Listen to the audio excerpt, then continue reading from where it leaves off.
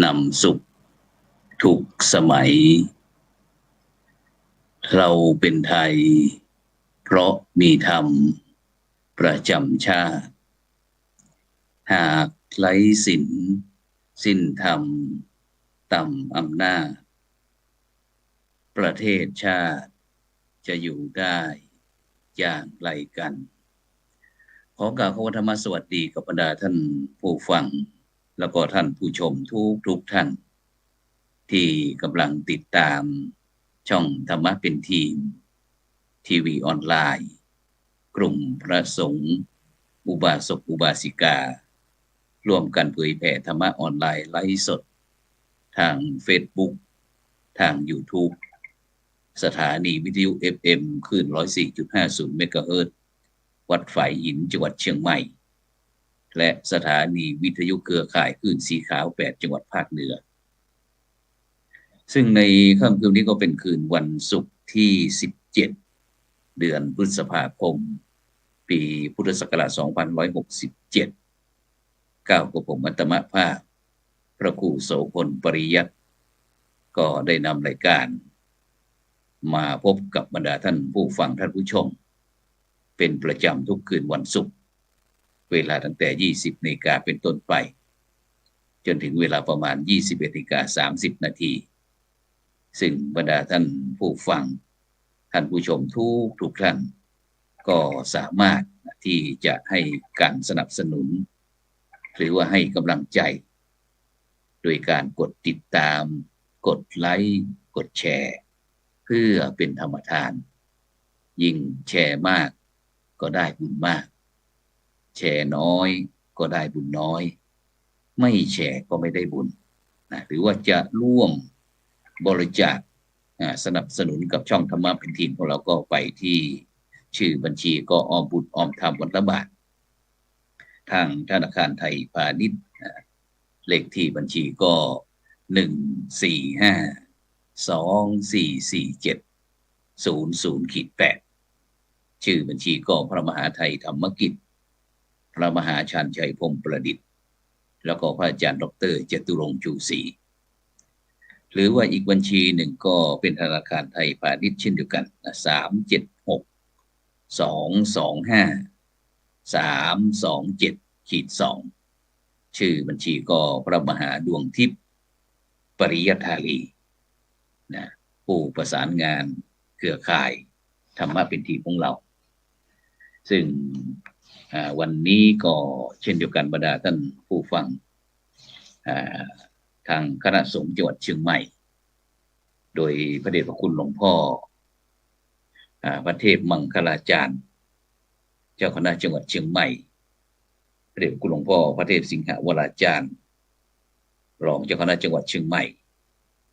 พร้อมทั้งท่านผู้ว่าการจังหวัดเชียงใหม่พร้อมทั้งส่วนราชการจังหวัดเชียงใหม่ของเราก็ได้มีพิธีเปิดงานสัปดาห์ส่งเสริมวันวิสาขบูชาแล้วก็ได้มีพิธีมอบโล่หน่วยอบรมประชาชนประจำตำบลดีเด่นให้กับหน่วยอบรมประชาชนประจำดีเด่นระดับอำเภอทุกอำเภอ25อำเภอด้วยกันนอกจากนั้นก็มอบโล่เกียรติบัตรให้กับหมู่บ้านรักษาศีล5ต้นแบบของจังหวัดเชียงใหม่ทั้ง25อำเภอ25หมู่บ้านฉะนั้นก็ถือว่าตั้งแต่วันนี้เป็นต้นไปจนถึงวันที่22พฤษภาคมปีพุทธศักราช2567ก็จะเป็นสัปดาห์ส่งเสริมวันวิสาขบูชาซึ่งก็เป็นวันสำคัญในทางพระพุทธศาสนาเป็นวันที่พระพุทธเจ้าได้ประสูติตรัสรู้แล้วก็ปรินิพพานซึ่งก็ตรงวันเดียวกันแต่ก็แตกต่างกันที่ปีพุทธศักราชฉะนั้นก็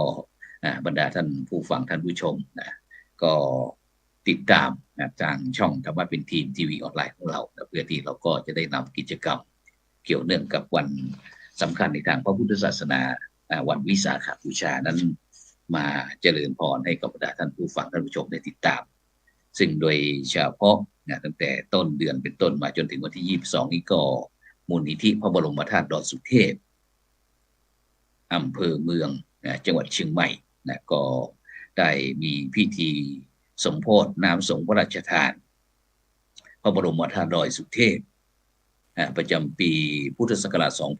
2567 ที่วัดพระธาตุดอยสุเทพราชวรวิหารจังหวัดเชียงใหม่ของเราซึ่งก็ได้กราบรัตนานิมนต์พระสังฆพระมหาเถระนุเถระทั้งในจังหวัดเชียงใหม่แล้วก็ต่างจังหวัดซึ่งก็จะมี2รอบด้วยกันตอนภาคเช้าแล้วก็เวลาประมาณ 10 นาฬิกาเป็นต้นไปพระสงฆ์เจริญพุทธมนต์แล้วก็ถวายพระทหารเพลแล้วก็ในภาคบ่ายนั้นก็จะเป็นเวลาประมาณ 16 นาฬิกาก็เจริญพุทธมนต์แล้วก็ได้เจริญพรตัวแทนของแต่ละวัดได้มีการถวายเครื่องสักการะบูชาพระธาตุเจ้าดอยสุเทพฉะนั้นนี่ก็เป็นถือว่าเป็นประเพณีที่สำคัญเช่นเดียวกันฉะนั้นบรรดาท่านผู้ฟังท่านผู้ชมนอกจากนั้นก็เกี่ยวกับเรื่องกองบุญเพื่อการพัฒนาโรงพยาบาลรองโดยกลุ่มรักเมืองรองก็ขอเชิญบรรดาท่านผู้ฟังท่านผู้ชมร่วมทำบุญเพื่อสมทบเปิดศูนย์ฟอกเลือดด้วยเครื่องไตเทียมอำเภอรองจังหวัดแพร่ซึ่งก็บรรดาท่านผู้ฟังท่านผู้ชมก็สามารถที่จะร่วมด้วยช่วยกันวันนี้ก็เห็นทางท่านอาจารย์พระครูสิริสุเมธากรหลวงพ่อเจ้าคณะอำเภอรองก็ได้มีการประชาสัมพันธ์เชิญชวนเชิญก็บรรดาท่านผู้ฟังท่านผู้ชมก็สามารถที่จะร่วมได้ตามบัญชีที่วิ่งด้านล่างนี้ซึ่งรายการสังฆพัฒนาเพื่อประชาชนบทบาทพระสงฆ์ในยุคนิวนอร์มอลของเราก็มีความยินดีแล้วก็ผู้ดำเนินรายการก็เป็นคนลูกหลานคนอำเภอรองเช่นเดียวกันก็ถือโอกาสเอาช่องธรรมะเป็นทีมทีวีออนไลน์ของเราได้มาร่วมประชาสัมพันธ์นี้ก็โรงพยาบาลรองบริจาคได้ผ่านธนาคารกรุงไทยสาขารองเลขที่บัญชีก็1513024345แล้วก็ธนาคารกรุงไทยเลขบัญชีกองทุนเพื่อพัฒนาโรงพยาบาลรองโดยกลุ่มรักเมืองรองเลขที่บัญชีก็5130597036โดยกลุ่มรักเมืองรองซึ่งก็โดยเฉพาะที่อำเภอรองกับอำเภอวังชิ้นนั้นก็ถือว่าเป็นอำเภอที่อาจจะไกลจากตัวเมืองสักนิดหนึ่งโดยเฉพาะเกี่ยวกับเรื่องการรักษาพยาบาลโดยเฉพาะในปัจจุบันนี้เรื่องการบริโภคอาหารหรือว่าการรับประทานอาหารต่างๆนั้นคนไทยเราก็จะมีรสชาติในการจัดแล้วก็เค็มขึ้นโดยเฉพาะอาจจะเป็นก๋วยเตี๋ยวคนไทยเราไม่ทันชิมอะไรแล้วก็จะใส่เครื่องปรุงไปก่อนก็ทำให้ไตต้องทำงานเยอะฉะนั้นก็ที่อำเภอรองกับอำเภอชิ้นนี้ก็จะต้องมีการเข้าไปฟอกไตฟอกเลือดฟอกไตที่โรงพยาบาลแพร่ซึ่งก็ห่างไปประมาณสัก4-50 กิโลแล้วก็จะมีทั้ง2อำเภอนี้ประมาณ100 กว่า140เคส110 กว่าท่าน40 กว่าท่านก็จะต้องต้องแจ้งต้องรับใบคิวซึ่งก็เป็นธุระเป็นภาระก็จะค่อนข้างจะลำบากฉะนั้นก็คณะสงฆ์อำเภอรองโดยท่านอาจารย์พระครูสิริสุเมธากรหลวงพ่อเจ้าคณะอำเภอรองก็พร้อมทั้งคณะสงฆ์พี่น้องประชาชนคนรองพร้อมทั้งเมืองชิ้นก็ได้ประชาสัมพันธ์ฉะนั้นก็บรรดาท่านผู้ฟังท่านผู้ชมท่านใดที่อยากจะทำบุญร่วมกับโรงพยาบาล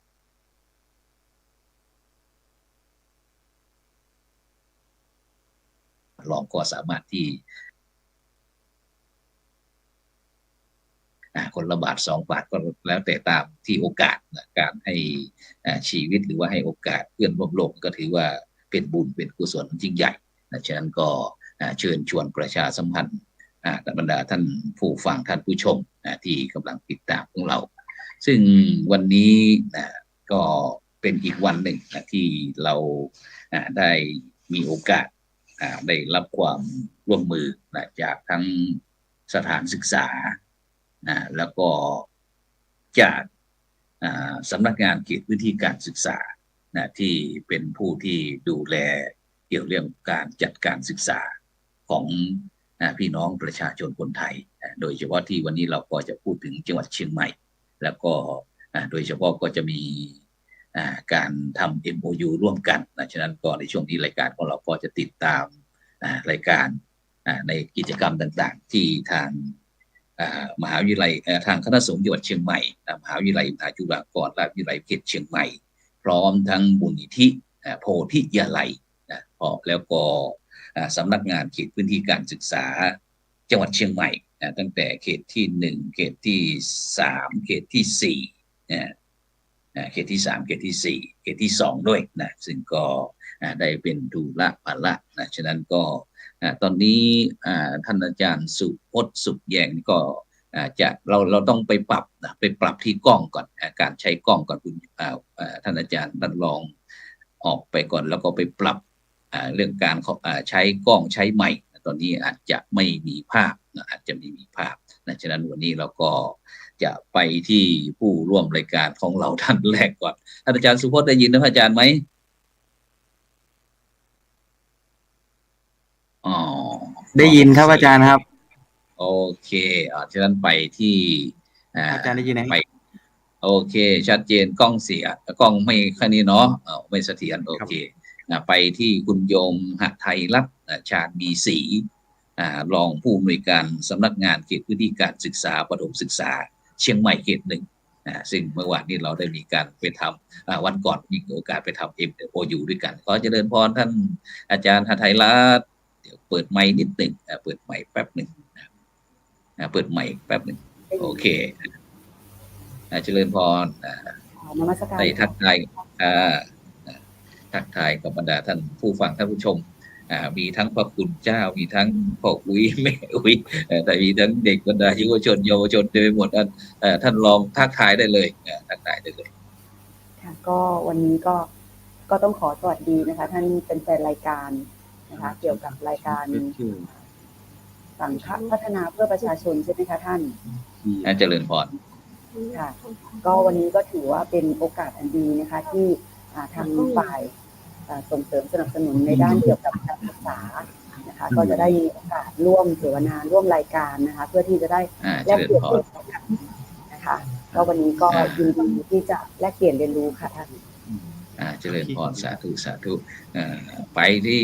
พอดีมาเลยไปที่ท่านอาจารย์สุพจน์สุขแยงผู้รองผู้อำนวยการจากโรงเรียนวัฒโนไทยพายัพเพราะว่าวันนี้บอกว่าแต่อาจารย์มองนี่กล้องมันปิดอยู่นะท่านรองสุพจน์ไม่รู้ว่าเมื่อกี้มันปรับแล้วมันก็มันจะเห็นเป็นแบบนี้ฮะอาจารย์ต้องถ้านี่เราออกไปแล้วเราไปตั้งไอ้ระบบเรื่องกล้องเรื่องใหม่แต่ตรงนี้สักรอบก็ได้ได้ทักทายกับท่านผู้ฟังท่านผู้ชมก่อนก็ได้เจริญพรท่านสุพจน์สุขแยงรองผู้อำนวยการโรงเรียนวัฒโนไทยพายัพเจริญพรครับนมัสการพระคุณเจ้าทุกรูปนะครับแล้วก็ขอสวัสดีนะครับผู้ร่วมรายการแล้วก็ผู้ชมทางบ้านนะครับวันนี้ยินดีนะครับที่ได้รับเกียรติจากทางคณะสงฆ์นะครับและพระอาจารย์นะครับในการให้เข้ามาร่วมรายการนี้นะครับโอเคเอาไปที่อีกรูปหนึ่งไปที่ผู้ช่วยศาสตราจารย์ดร.พระอาจารย์วิสิทธิตะวิสิทธิโธผู้อำนวยการสำนักงานส่งเสริมฝ่ายวิชาการมหาวิทยาลัยจุฬาภรณราชวิทยาลัยวิเขตเชียงใหม่เลขานุการมูลนิธิโพธิยาลัยแล้วก็ผู้อำนวยการศูนย์การเรียนโพธิยาลัยนมัสการครับท่านอาจารย์ดร.วิสิทธิ์ครับผมถวายความเคารพพระอาจารย์พระคุณโสพลครับแล้วก็เจริญพรท่านรองผู้อำนวยการเขตสปช.เขต 1แล้วก็ท่านผู้อำนวยการสุพจน์นะครับแล้วก็ผู้ฟังรายการทุกท่านครับครับผมซึ่งวันนี้เห็นป้ายอะไร40ปีอะไรครับเป็นแบ็คกราวด์วันนี้ช่วยประชาสัมพันธ์หน่อยช่วงนี้นี่จะเป็นงานใกล้ปีนี้เป็น40ปีครบมจร.วิเขตเชียงใหม่นะครับเราได้ตั้งวิเขตเชียงใหม่มาก็ปีนี้ก็เป็นปีที่เราจะเฉลิมฉลองนะครับที่มหาวิทยาลัยโดยเฉพาะยิ่งมหาวิทยาลัยสงฆ์ที่เป็นมหาวิทยาลัยสงฆ์ที่เป็นวิเขตเชียงใหม่ของเราเนี่ยครบ40ปีแล้วครับอาจารย์ครับก็40ปีแล้วโอ้โหครึ่งค่อนข้างอายุคนแล้วครับพัฒนาบุคลากรทางสาธารณทายาททางคณะสงฆ์ 40 ปีแห่งการบริการวิชาการแก่สังคม 40 ปีแห่งการสร้างสรรค์นะครับพุทธศาสนานะครับกับสันติสุขให้กับสังคมนะครับภายใต้พันธกิจอยู่4ด้านก็นั่นก็คือผลิตบัณฑิตนะครับบริการวิชาการแก่สังคมวิจัยแล้วก็ทำนุบำรุงศิลปะวัฒนธรรมครับผมฉะนั้นก็หมายความว่าเราจะมีงานในฉลองครบรอบ40 ปีมหาวิทยาลัยมหาจุฬาลงกรณราชวิทยาลัยเขตเชียงใหม่ในวันที่ไหนครับอาจารย์ครับกำหนดการเมื่อไหร่เรากำหนดอยู่2 ช่วง3 ช่วงแล้วกันนะครับช่วงแรกก็คือต้นน้ำกลางน้ำและปลายน้ำนะครับต้นน้ำนี่ก็คือเราก็จะทำกิจกรรมทุกอย่างนะครับโดยเป็นการฉลองเนาะแล้วก็กลางน้ำนี่เราจะมีการสัมมนาระดับชาติและนานาชาติแล้วก็ปลายก็คือเราก็จะทำบุญนะครับทำบุญจากนั้นก็เราก็จะเริ่มตั้งแต่เปิดเทอมนี้เป็นต้นไปนี่ก็กิจกรรมทุกอย่างก็จะเป็น10 ปีนะครับส่วนวันสัมมนาจริงก็คือวันที่23-24 สิงหาคมเรามีสัมมนาระดับชาติแล้วเดือนพฤศจิกาเนี่ยนะครับเราก็จะมีการทำบุญใหญ่นะครับอันนี้ก็จะเป็น3 ช่วงนะครับช่วงกิจกรรมก็จะเห็นว่าช่วงนี้ไม่ว่าเราจะทำกิจกรรมอะไรก็เราก็จะภายใต้ของการสมโภชงาน40 ปีครับผมครับผมฉะนั้นก็เราก็จะมีกิจกรรมนะครับอาจารย์เนาะมีกิจกรรมในการที่จะร่วมเฉลิมฉลอง40 ปีนะครับวันสถาปนาของมหาวิทยาลัยมหาจุฬาลงกรณราชวิทยาลัยเขตเชียงใหม่นะครับซึ่งตอนนี้ก็รู้สึกว่าในช่วงนี้วันนี้ศาสนกิจ เป็นอย่างไรบ้างในช่วงนี้ศาสนกิจเป็นไงบ้างครับก็ต้องกราบขอไปอาจารย์พระครูโสพลนะครับแล้วก็วิทยากรทั้ง2 ท่าน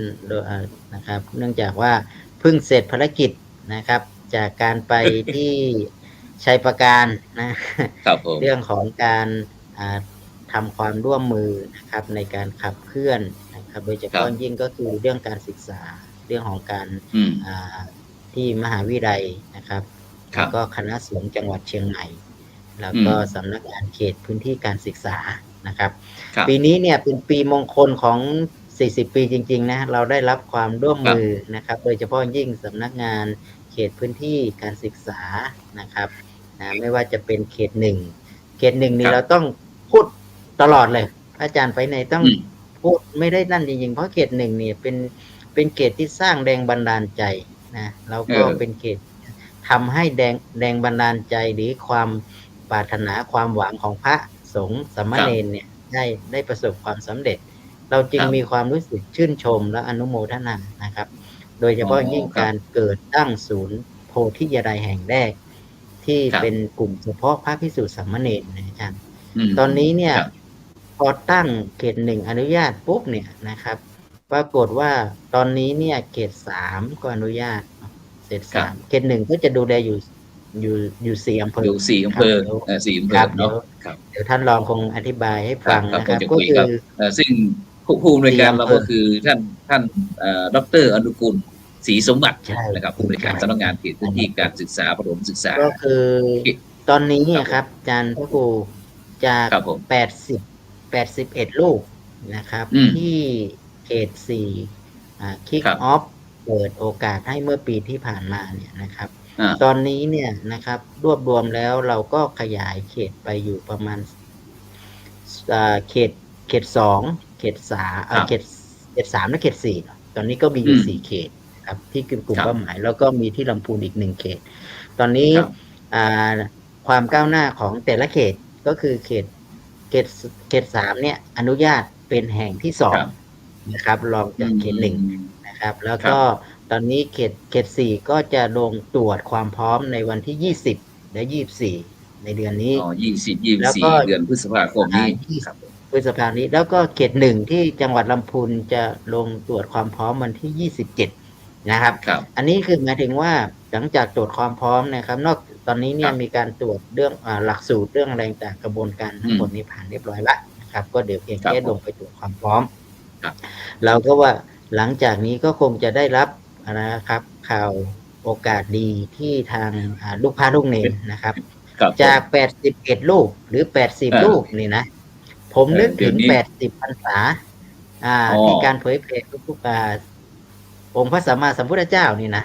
ครับ ผม ตอน ใช่ นี้ ครับ นายมพี่หาฤทัย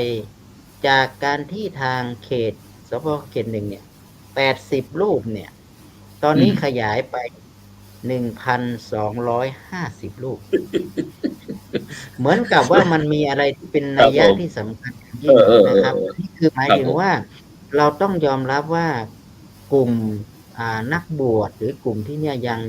ยังมีโอกาสที่นั่นมานะครับเราก็พยายามที่จะช่วงนี้เราก็จะเห็นว่ามีการปฐมนิเทศนะครับจำนวนของสามเณรก็จะมากขึ้นแล้วถามว่าโอ้ตกใจจังเลยมีจำนวนพระเนรเนี่ยมาจากไหนยังไงอย่างเงี้ยจริงๆนะครับอยู่ใน นี่ครับอาจารย์ดรครับ นี่เป็นนักเรียนจากโรงเรียนบาลีสาธิตนะครับมจร.วิเขตเชียงใหม่ครับที่วัดสวนดอกวันนั้นนะครับที่มีการประถมนิเทศโดยพระเดชพระคุณท่านอาจารย์เจ้าคุณพระราชรัชบุรีนะครับที่พระวิหารหลวงนะครับนี่ดูเลยนะครับนี่ วิหารหลวงแคบไปเลยท่านรอง นี่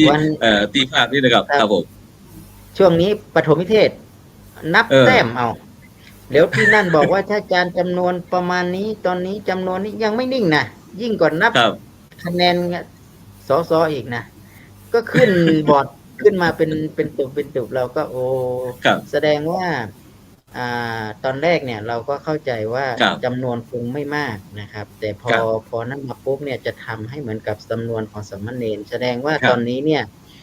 ทางจังหวัดเชียงใหม่ก็ดีนะครับคณะสงฆ์เนี่ยเราได้ลูกพระลูกเนรนะครับที่มาบวชแล้วก็ที่บวชอยู่แล้วนะครับที่ตกในกันส่วนมากนะครับล่าสุดเนี้ยที่ผมไปที่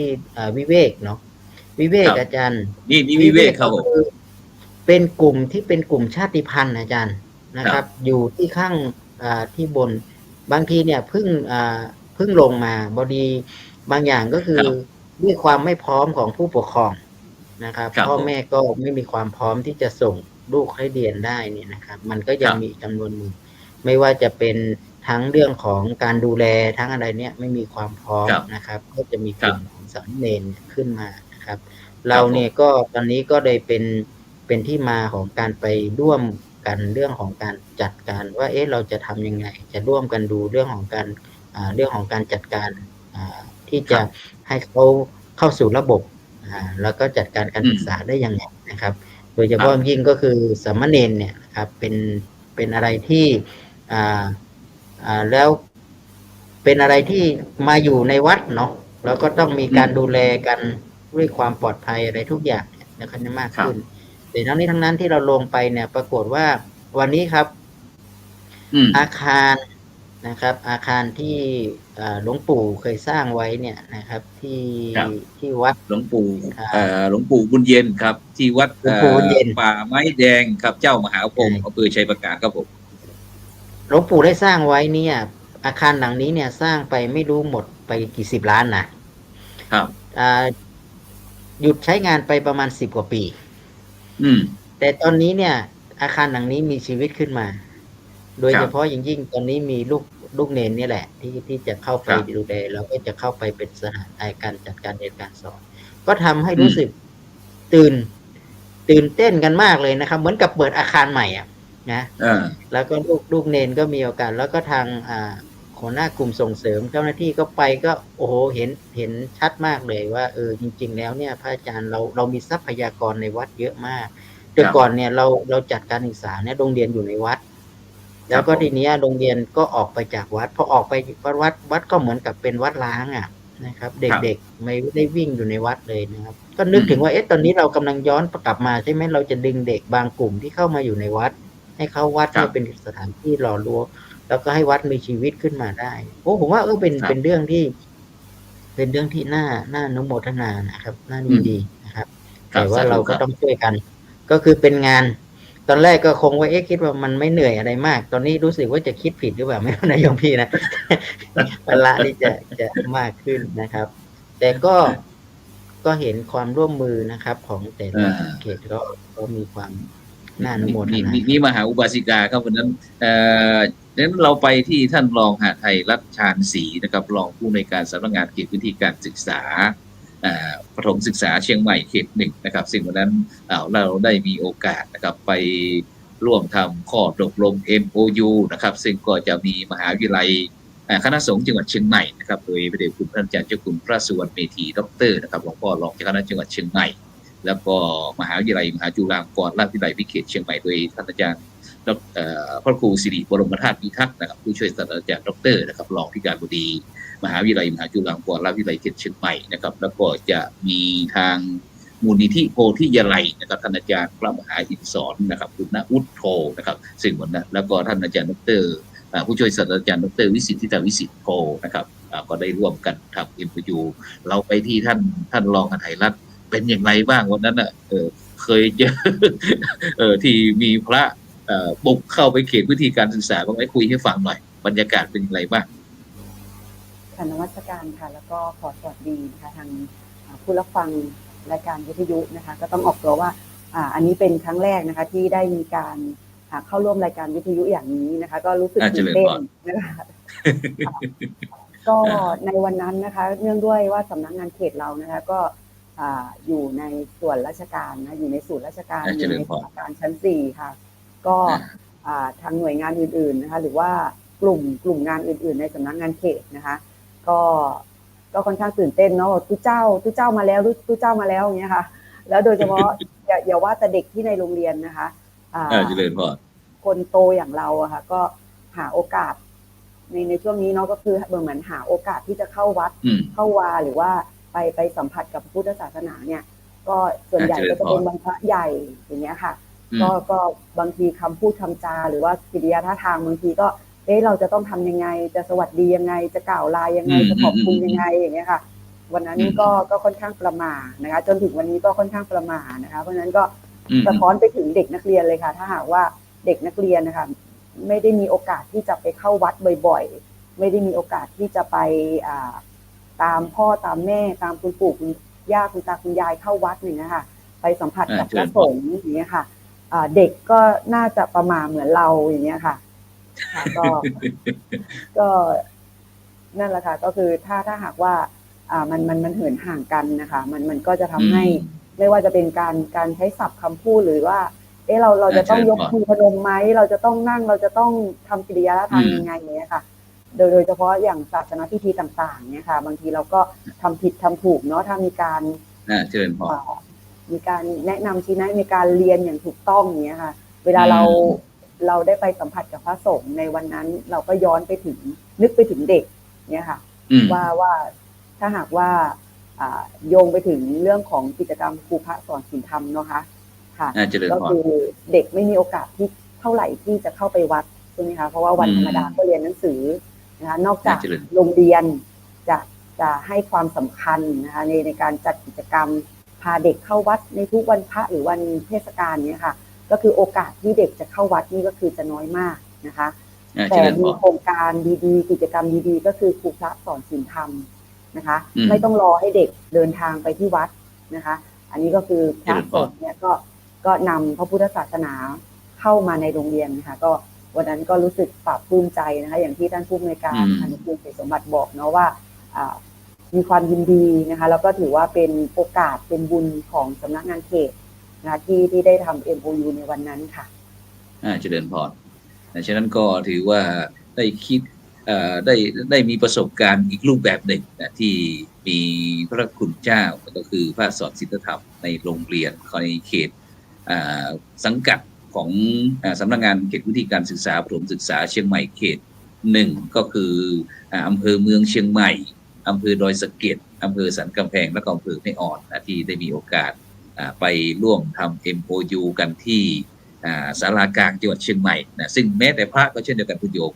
นั้นนะก็บางท่านบางคนก็กว่าเราจะไปเจอชั้น4ของเราก็หลงไปหลายที่เหมือนกันซึ่งก็ขอเจริญพรกับบรรดาท่านผู้ฟังท่านผู้ชมก่อนว่าที่ตอนนี้เราก็จะมีกิจกรรมเกี่ยวกับเรื่องปีการศึกษา 2567 ซึ่งสถานศึกษาต่างๆตอนนี้ก็เริ่มเปิดทำการเรียนการสอนซึ่งโดยเฉพาะ เราวันนี้เราก็จะมีพระเรื่องเกี่ยวกับเรื่องโครงการพระสอนศีลธรรมในโรงเรียนซึ่งก็จะเป็นบทบาทของคณะสงฆ์ร่วมกับมหาวิทยาลัยมหาจุฬาลงกรณราชวิทยาลัยเขตเชียงใหม่ซึ่งคณะสงฆ์ไทยก็ได้มอบหมายให้มหาวิทยาลัยมหาจุฬาแล้วก็มหามงกุฎเป็นผู้รับผิดชอบที่ดูแลเกี่ยวกับพระสอนศีลธรรมในโรงเรียนซึ่งมหาวิทยาลัยมหาจุฬาลงกรณราชวิทยาลัยเขตเชียงใหม่นี่ก็ได้มอบหมายงานให้ผู้ช่วยศาสตราจารย์ดร.วิสิทธิ์ทิตวิสิทธิ์โทหรือว่าพระอาจารย์วิสิทธิ์ของเราเป็นผู้ดูแลแล้วก็เป็นผู้ที่ขับเคลื่อนซึ่งก็เพิ่งรับตำแหน่งประมาณสัก 3-4 เดือนไม่ถึงครึ่งปีนี่ซึ่งก็มีหลายงานด้วยกันอย่างที่พระสอนศีลธรรมในโรงเรียนแล้วก็ที่ท่านอาจารย์ดร.ได้พูดแทรกขึ้นมาเมื่อกี้บอกว่าเกี่ยวกับเรื่องศูนย์การเรียนโพธิยาลัยซึ่งนี่ก็เป็นอีกบทบาทหนึ่งซึ่งการศึกษาของคณะสงฆ์ไทยเราก็จะมีความคุ้นเคยท่านรองเกี่ยวกับว่าเราก็จัดการระดับมัธยมศึกษาตอนต้นกับมัธยมศึกษาตอนปลายเพราะว่าเราสังคมไทยเราก็จะคุ้นเคยว่านักเรียนที่จบจากชั้นป .6 เสร็จถ้าไม่ต่อชั้นม .1 ม .2 ม .3 แล้วก็มาบวชเรียนในพุทธศาสนาเขาก็เรียกว่าโรงเรียนภาคปริยัติธรรมภาคปริยัติธรรมก็ซึ่งก็จะมีทั้งมัธยมตอนต้นมัธยมตอนปลายแต่ถ้าจบจากมัธยมตอนปลายเสร็จแล้วก็เข้าอุดมศึกษาทั้งปริญญาตรีปริญญาโทปริญญาเอกเป็นต้นแต่ในปัจจุบันนี้เนื่องจากสังคมเนี่ยมันมีการเปลี่ยนแปลงโดยเฉพาะปัจจุบันนี้เด็กที่อยู่ในประเทศไทยเราไม่ว่าจะเป็นลูกของแรงงานเพื่อนบ้านที่เข้ามาทำงานติดตามคุณพ่อคุณแม่เข้ามาหรือว่าแม้กระทั่งเด็กไทยที่เราตกสำรวจเกี่ยวกับเรื่องสิทธิการศึกษาขั้นพื้นฐานก็คือตั้งแต่12 ปีพูดกันง่ายๆก็แต่แม้แต่ชั้นป .1 ป .2 ป .3 ป .4 ป .5 ป .6 ก็ไม่ได้เรียนทางมูลนิธิโพธิยาลัยของเราซึ่งก็จะมีสามเณรน้องสามเณรเราเนี่ยมีในจำนวนตรงนี้ในจำนวนนี้แล้วก็ทางท่านมูลนิธิโพธิยาลัยก็ได้มีวิธีคิดวิธีทำอะไรต่างที่จะแก้ปัญหาให้เด็กเราเนี่ยที่ไร้รัดไร้โอกาสอะไรต่างๆเนี่ยเขาได้มีสิทธิในการศึกษาก็เลยได้มีการงานกิจกรรมเกี่ยวกับโพธิยาลัยของเราได้ตั้งศูนย์การเรียนซึ่งก็ไปขออนุญาตทำความเข้าใจกับทั้งเขตพื้นที่การศึกษาซึ่งจะเป็นผู้รับผิดชอบอย่างประถมศึกษาเชียงใหม่เขต 1นี่ก็จะรับผิดชอบเรื่องการศึกษาระดับประถมฉะนั้นเราก็เข้าไปทั้งเขต 1เขต 2เขต 3เขต 4เขต 5เขต 6อะไรก็แล้วแต่แม้กระทั่งจังหวัดลำพูนจังหวัดแล้วก็ที่แม่ฮ่องสอนฉะนั้นนี่ก็เป็นบทบาทที่ผู้ช่วยศาสตราจารย์ดร.วิสิทธิ์ทิตวิสิทธิ์โทพร้อมทั้งท่านอาจารย์พระมหาอินทร์สอนคุณวุฒิโทผู้ประธานมูลนิธิโพธิยาลัยพร้อมทั้งท่านอาจารย์พระมหาสมเกียรติสิริอรุโนผู้อำนวยการโรงเรียนบาลีสาธิตมจร.วิทยาเขตเชียงใหม่ซึ่งก็พยายามที่พร้อมทั้งผู้ดำเนินรายการเองพร้อมทั้งคณะสงฆ์ซึ่งก็จะมีการศึกษาฝ่ายศึกษาสงเคราะห์ก็มีพระเดชพระคุณท่านอาจารย์เจ้าคุณพระสุวรรณเมธีที่เป็นตัวแทนคณะสงฆ์ได้ไปร่วมติดตามเพื่อที่จะขับเคลื่อนให้ทันการปีศึกษานี้นะครับฉะนั้นก็แจ้งนำเรียนให้กับบรรดาท่านผู้ฟังท่านผู้ชมได้รับทราบนะครับฉะนั้นนี่ก็คือความเป็นไปเป็นมาที่เราได้รับความเมตตาจากทั้งมูลนิธิทั้งเขตพื้นที่การศึกษาแล้วก็สถานศึกษาฉะนั้นก็ต้องขอบคุณอนุโมทนากับบรรดาท่านผู้ฟังท่านผู้ชมที่ติดตามทั้งทีวีออนไลน์ทั้ง YouTube ทั้ง Facebook หรือว่าจะติดตามทั้ง FM 104.50 เมกะเฮิรตซ์หรือว่าสถานีวิทยุเครือข่ายคลื่นสีขาว8จังหวัดภาคเหนือถ้าอยากจะสนทนากับผู้ร่วมรายการของเราก็สามารถจะสอบถามคุยอะไรกับท่านรองอภัยรัตน์หรือว่าท่านสุพจน์ขัดแยงรองผู้อำนวยการโรงเรียนวัฒโนไทยพายัพก็สามารถโทรศัพท์เข้ามาที่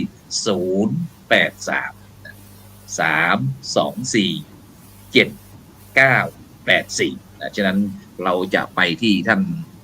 สุพจน์สุขแยงรองผู้อำนวยการโรงเรียนวัฒโนไทยพายัพได้ยินทั้ง2 ท่านพร้อมทั้งผู้ดำเนินรายการคุยที่ท่านอาจารย์สุพจน์ท่านรองสุพจน์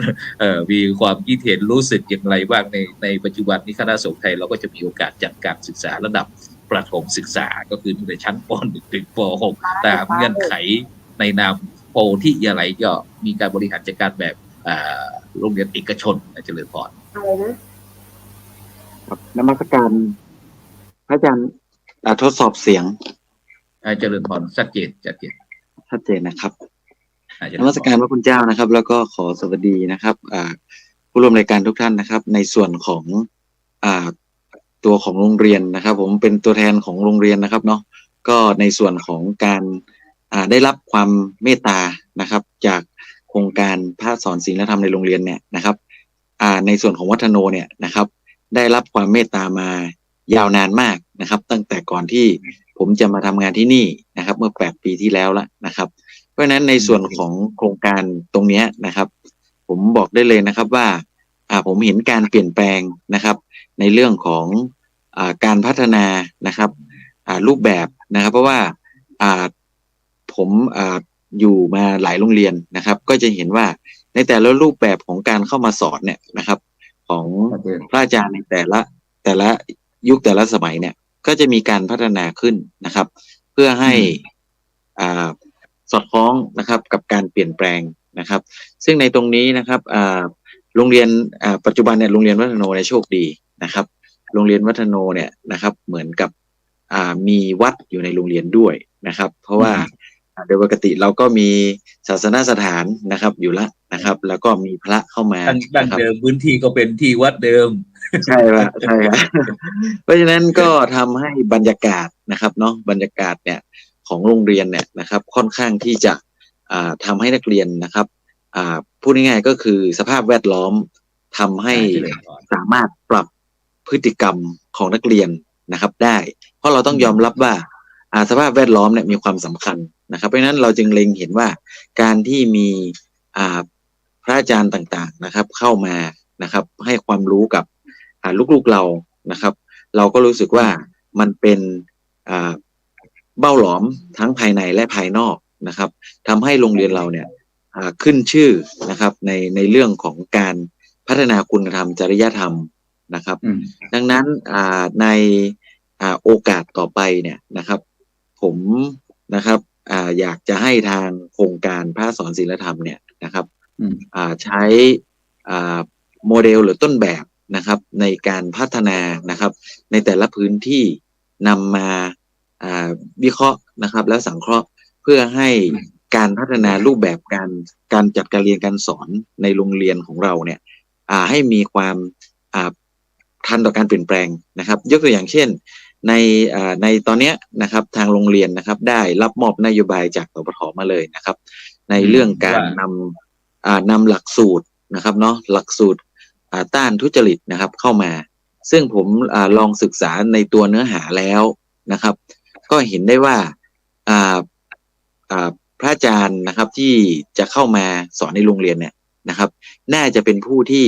ถ่ายทอดนะครับและสะท้อนนะครับให้เห็นถึงคุณค่าและประโยชน์นะครับในการศึกษาเรื่องนี้เพราะเราพูดกันตรงๆนะครับว่า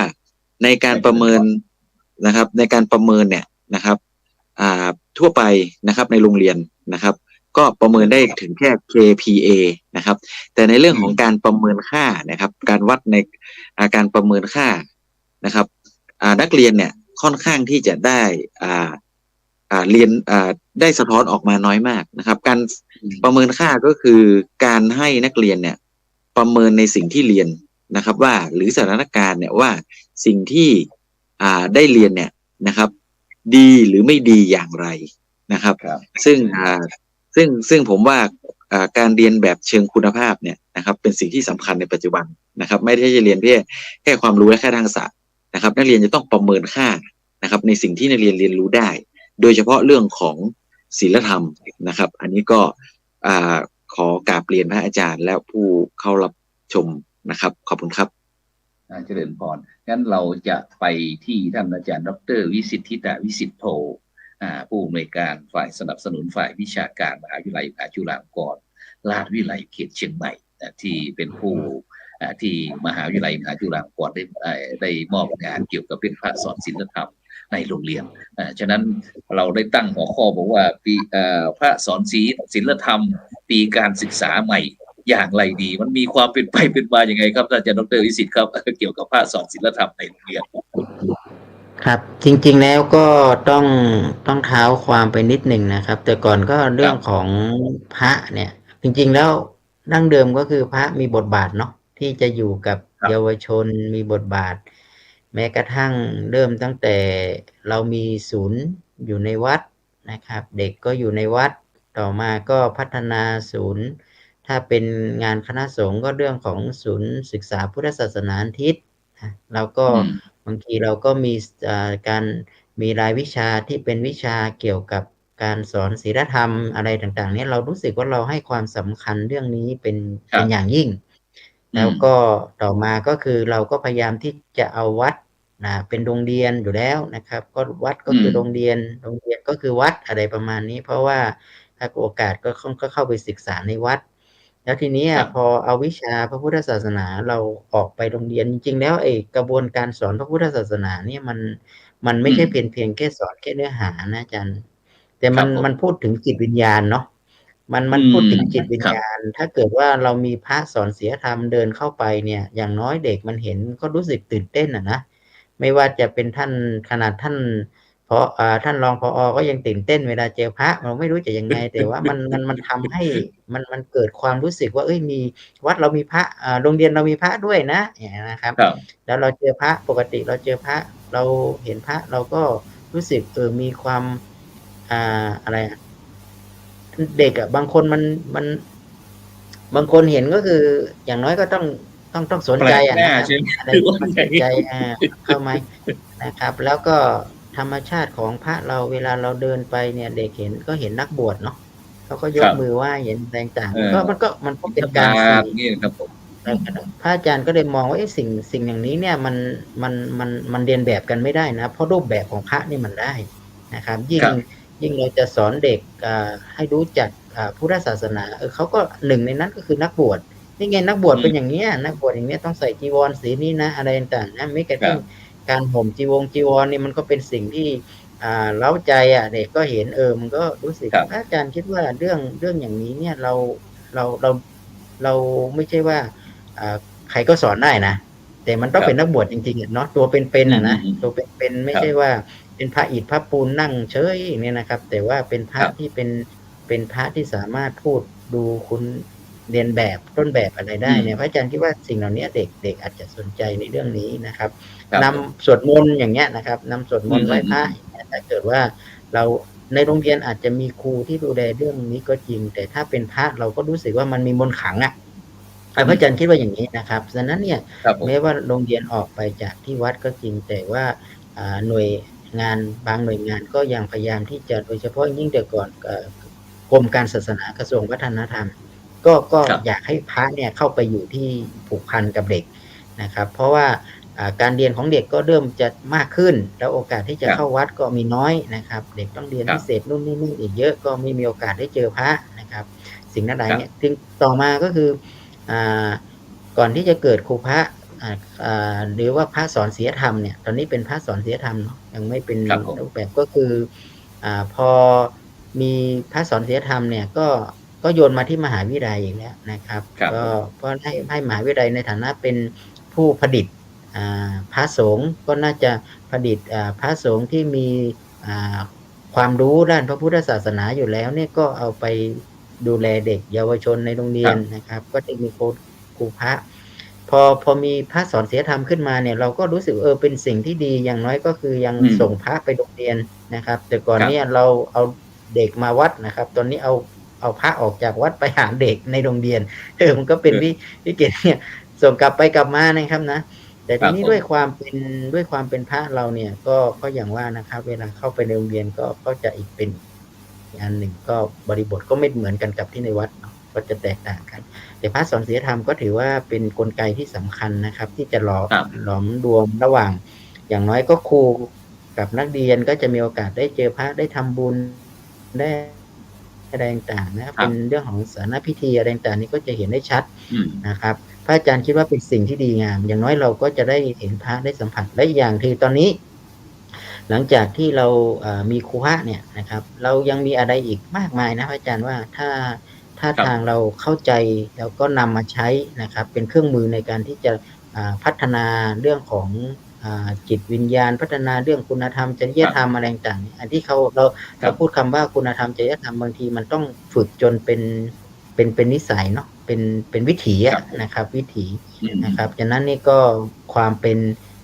นพระเนี่ยก็จะไปช่วยในโรงเรียนได้นะครับ แล้วก็พระอาจารย์คิดว่าถ้าเรามีการ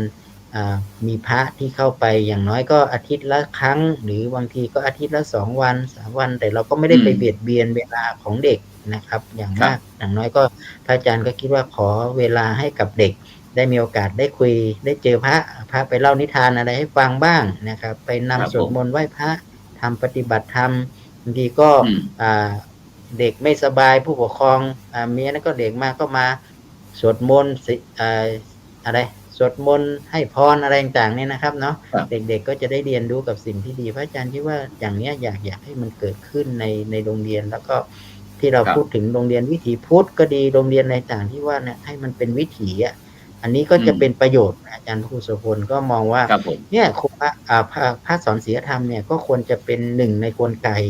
ดังนั้นเนี่ยเราก็เลยมหาวิทยาลัยเราเนี่ยนะครับในฐานะที่เราเป็นผู้ดูแลดีกำกับพระสอนศีลธรรมเนี่ยนะครับเราก็ดูแลในกลไกนี้ก็โดยเฉพาะนี่ก็เป็นงานที่เราจะต้องสนองงานคณะสงฆ์นะครับเราก็จะเห็นว่าพระทุกวันนี้พระก็มีกิจเยอะเนาะท่านก็มีภารกิจอะไรก็เยอะแยะนะครับบางทีก็อาจจะไม่ค่อยมีเวลาเข้ามานะครับแล้วก็ที่จะมาดูแลเด็กอะไรต่างๆบางท่านก็ทุ่มเทมากนะครับกับการนี้ก็จะมีอีกอันหนึ่งก็ยังมองถึงว่าเป็นพื้นที่ให้กับพระท่านได้พัฒนาศักยภาพว่าพูดถึงว่าพระท่านก็มีโอกาสได้มีพื้นที่ในการเผยแผ่ธรรมในการที่แสดงธรรมนู่นนี่นั่นอย่างน้อยๆก็ไม่ได้ไปแสดงธรรมพูดอยู่คนเดียวนะครับมีเด็กมานั่งฟังด้วยนะครับเด็กมาเป็นกำลังใจให้มาเล่านิทานก็เป็นเวทีฝึกนะครับยังไงก็ฟังพระอาจารย์แล้วกันจะผิดจะถูกก็ว่ากันไปอย่างเงี้ยนะก็เด็กก็นั่งนะครับเด็กก็นั่งฟังด้วยรู้บ้างไม่รู้บ้างเด็กก็นั่งฟังบางครั้งก็มีครูนะมาคุมอีกนะครับนะที่คุมนั้นไม่ได้คุมเด็กอย่างเดียวคุมพระด้วยนะครับนะฉะนั้นเนี่ยมันก็เป็นวิถีอาจารย์ว่ามันเด็กก็เจอพระอาจารย์ว่าแล้วทำยังไงจะให้การพัฒนาศักยภาพของพระเนี่ยพระอาจารย์ก็ว่าหนึ่งเรามีเวที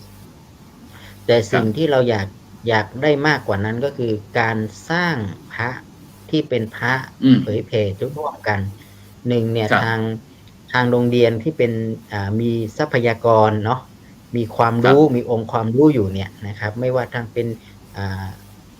ครูที่มีองค์ความรู้ที่ยาวนานที่บอกว่าเนี่ยแล้วก็พระเราเข้าไปสอนในโรงเรียนก็มีสถานที่ฝึกแล้วถ้ามารวมกันแล้วปลุกเสกพระสอนศีลธรรมอย่างที่เราอยากได้นะเนาะอย่างบางทีบริบทของไม่เหมือนกันนะครับบางทีเราอาจจะมีเด็กที่เป็นเด็กชาติพันธุ์เราอาจจะต้องมีวิถีใหม่ไหมมีประการหรือว่าเราอาจจะต้องมีวิถีที่เป็นสานพิธีเนี่ยบางทีมันอาจจะไม่เหมือนกันนะครับแม้กระทั่งพระเวลาเราเทศเราบรรยายก็ยังมีหลายเนาะมีกิจกรรมอะไรซึ่งอาจารย์ครับอาจารย์ดรครับอาจารย์ดรวิสิทธิ์ครับซึ่งเราฟังท่านอาจารย์รองสุพจน์ขัดสุขแยงครับรองผู้อำนวยการโรงเรียนวัฒโนไทยพยัคฆ์บอกว่าถ้าพูดถึงครูพระทางสถานศึกษาเราเนี่ยมีความคาดหวังสูงนะครับคาดหวังสูงมากๆครับฉะนั้นก่อนที่เราโดยเฉพาะกองทัพธรรมเราเนี่ยครับโดยเฉพาะพระสอนศีลธรรมของเราเนี่ยที่จะออกไปปฏิบัติหน้าที่นะครับเราจะมีวิธีอะไรขั้นตอนในการขัดเกลาหรือว่าเตรียมความพร้อมก่อนที่จะออกสนามรบไหมครับครับที่กำลังพูดก็คือว่าอาตมากำลังเข้าใจอยากให้ทางโดยเฉพาะวันนี้มีผู้บริหารระดับสูงของเขตมาก็คืออยากให้เห็นความรู้สึกของพระอีกกลุ่มหนึ่งบางทีพระเรายังไม่มีความพร้อมที่จะไปทั้งหมดแต่สิ่งที่เรามีความพร้อมอยู่คือเรามีต้นทุนที่เป็นรูปแบบแล้วเราก็มีจิตที่มีความที่อยากจะไปให้เผยแผ่ธรรมอันนี้คือเป็นบทบาทหน้าที่ของเราที่เป็นทุนเดิมเนี่ยแล้วก็เราก็คิดว่าเราอยากจะไปทำยังไงบ้างที่ให้เด็กเนี่ยได้เข้าใจหรืออย่างน้อยก็ได้รู้จักธรรมะพุทธะนะครับระเบียบวินัยเรื่องศีลธรรมบ้างอันนี้เนี่ยคือสิ่งอย่างแต่ถามว่าถ้าเราจะคาดหวังกับพระที่พระอาจารย์กำลังพูดเนี่ยเราจะไปคาดหวังกับพระจะเป็นแบบเหาะมาอย่างนี้ไม่ได้นะครับพระเราก็คือพระนะครับด้วยความเป็นพระเนี่ยเราก็มีข้อจำกัด บางอย่าง ครับ นะครับ บางทีก็เรื่องอายุบ้าง บางทีเนี่ยบางทีพระนะครับ อายุมาก แต่ว่ามีใจที่อยากจะไปหาเด็ก ไปอยู่กับเด็กให้ธรร ครั มะ บผม กับเด็ก แต่ยังไม่มีทักษะในการที่จะใช้เทคโนโลยีนู่นนี่นั่น ก็ยังมีนะครับ อย่างที่ ครับ อย่างที่บอกก็เนี่ยเอ๊ะถ้าเราจะช่วยท่านจะต้องทำยังไง ในยุค ใช่ สมัย น่าสน นี้ ใจ เนี่ย ตรงนี้ เรื่อง ครับ นี้จะเข้ามาเราจะช่วยเนี่ยเราจะช่วยกันยังไง ถ้าถามว่าโอ้พระท่านจะเป็นท่านจะดูด้วยตัวเองไม่ได้เนี่ยสิ่งทั้งหลายเนี่ยมันเหมือนอาจจะต้องมาช่วยกันเราอยากได้พระยังไงนะครับ พระสอนศีลธรรมของเกรด 1อาจจะไม่เหมือนกับเกรด 2ก็ได้เห็นไหม ใช่ อาจจะ ใช่ มีความรู้ว่าอาจจะเอาอะไรมาอย่างเกรด 3พื้นที่ติดกับชายแดนเยอะมากเลยทางนู้นพื้นที่วัฒนธรรมอาจจะต่างกัน แล้วก็ออกแบบนะครับออกแบบให้เป็นครูให้เป็นพระที่เราอยากเป็นนะครับเนี่ยหรือว่าเอาพระมานั่งคุยกันลองดูที่ว่าท่านอยากสอนยังไงนะครับแล้วท่านอยากทำยังไง อย่างน้อยบอกว่าโอ้ยเกรด เกรด 1เราอาจจะอยากฝึกเด็กเป็นมัคคทายกน้อยเนี่ยเห็นไหมเราก็จะเริ่มต้นจากนี่แหละมัธยมอันนี้เด็กจะต้องมีการนี้เราก็อาจจะต้องทำเรื่องนี้ อันนี้พระอาจารย์คิดว่ากำลังคิดว่ามันอาจจะต้องมานั่งคุยกันนะครับ หลังจากนี้ก็เลยตอนนี้พอเราทำความร่วมมือเสร็จแล้วนะอาจารย์ผู้ครับวันที่30กับ31ผมก็จะเชิญแต่ละเขตนะครับเขต 1เขต 2เขต 3เขต 4เนี่ยนะครับเอาศึกษานิเทศมาเอาผู้บริหารมาแล้วก็เอาพระที่อยู่ในพื้นที่เขตก็มันคุยกันเลยแล้วออกแบบกิจกรรมให้หน่อยซิว่า1เทอม1ปีเนี่ยจะทำยังไงจะการทำแผนยังไงให้เขต 1คุยกับเขต 1กับพระกับเขต 1เลยเขต 2คุยกับพระเขต 2นะครับเขต 3ก็คุยกับเขต 3คือให้จูนกันแบบนี้แล้วก็เจอหน้ากันเนี่ยนะเวลาลงกำกับศึกษานิเทศอะไรต่างๆเนี่ยมันก็จะเป็นงานเพราะอะไรครับเพราะเวลาเราทำเนี่ยเราไปสอนเราเข้าไปสอนตามเขตครับเขต 1เขาจะไม่ไปหาเขต 2ฉะนั้นพระอยู่เขต 1อยู่ในพื้นที่ไหนพระเขต 1ก็อย่ามายุ่งกับพระเขต 2นะเพราะพระเขต 2จะเป็นแบบนี้ใช่ไหมครับฉะนั้นเนี่ยผมก็เลยบอกว่าที่กลไกที่วางไว้อาจารย์พระครูนะครับต้นมกราเนี่ยจะมีการตั้งเป็นคณะทำงานมีศูนย์ประสานงานแต่ละอำเภอแล้วหลังจากนั้นเราก็จะลงไปทำแผนพอทำแผนแต่ละโซนเรียบร้อยเราก็จะมีการทำความร่วมมือพอทำความร่วมมือนี่ตอนนี้ทำความร่วมมือจบแล้วหลังจากทำความร่วมมือเราก็จะเอาพระมาพัฒนาศักยภาพตอนนี้ตั้งใจไว้ว่า4เขตเนี่ยจะเอา200รูปก็คือเขตละ50รูปทดลองดูนะครับเขต 1เนี่ยจัดเลยครับศึกษานิเทศจะมีเทคนิคกระบวนการในการที่จะสอนแบบทำยังไงจะมีการจำกัดติดตามให้คุยกับท่านให้ชัดเลยนะครับถึงท่านจะเอายังไงเด็กยังไงเด็กกลุ่มนี้เราจะทำยังไงจะพัฒนาเด็กเราไปยังไงคุยกันเต็มที่เลยแล้วก็มาคุยกับพระด้วยว่าพระท่านโอเคด้วยไหม ท่านคิดอย่างนี้แล้วก็พระจะสอนอย่างนี้เขตเขาโอเคด้วยไหมนะครับก่อนที่เราจะไปถามเด็กนะก็เอาครูเอาอะไรกลุ่มนี้มาวางแผนครับอาจารย์ครับหลังจากนั้นเราก็ลงไปก็ทดลองสัก3 เดือนนะครับแล้วก็จากนั้น3 เดือนหรือ1เทอมเนี่ยแล้วเราลองเอาผลงานทั้งหมดมาจัดงานมหกรรมทางวิชาการร่วมกันสมมติ4เขตก็4เขตครับมาเลยนะครับจะเอามาการตอบปัญหาธรรมะบรรยายธรรมะเขตก็คิดมาอยากจะเอากิจกรรมอะไรเขต 1นี่เราจะเอาเรื่องนี้เสนอมาแล้วเรามาท้า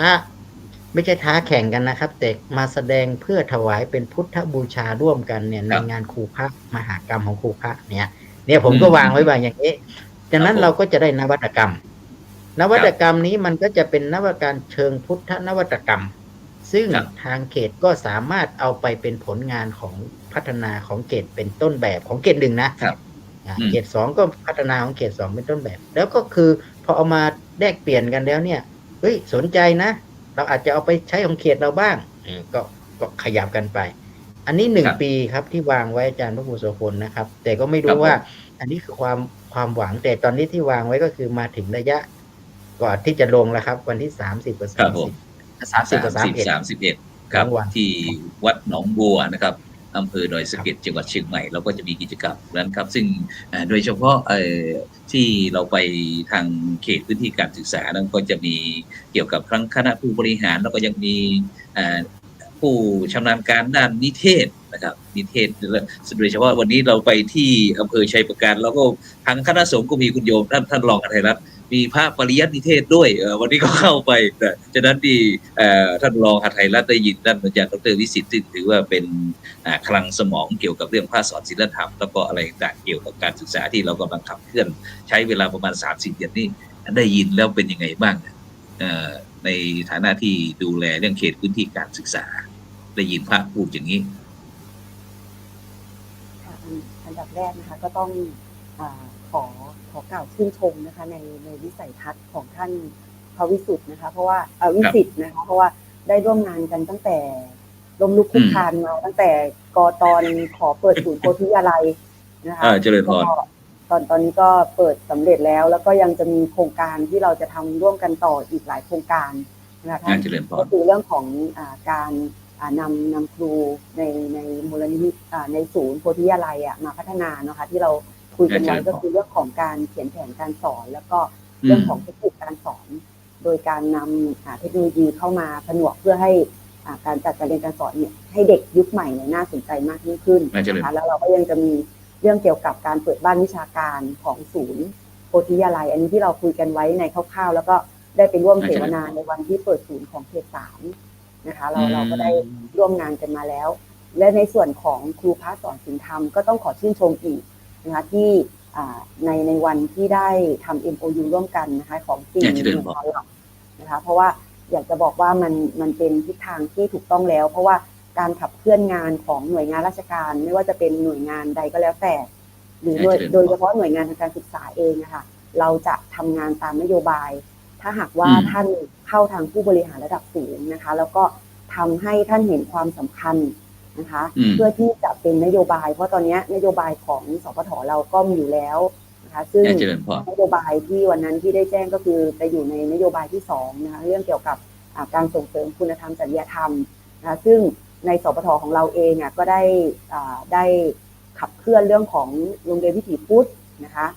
โรงเรียนคุณธรรมสปท.อยู่แล้วนะแล้วก็โครงการครูพระสอนศีลธรรมเนี่ยก็จะเป็นตัวช่วยหนุนเสริมนะคะหนุนเสริมโครงการเหล่านี้อีกทีนึงนะคะแต่สิ่งที่อยากจะนำเสนอหรืออยากจะแลกเปลี่ยนเรียนรู้นะคะก็คือว่าการทำ MOU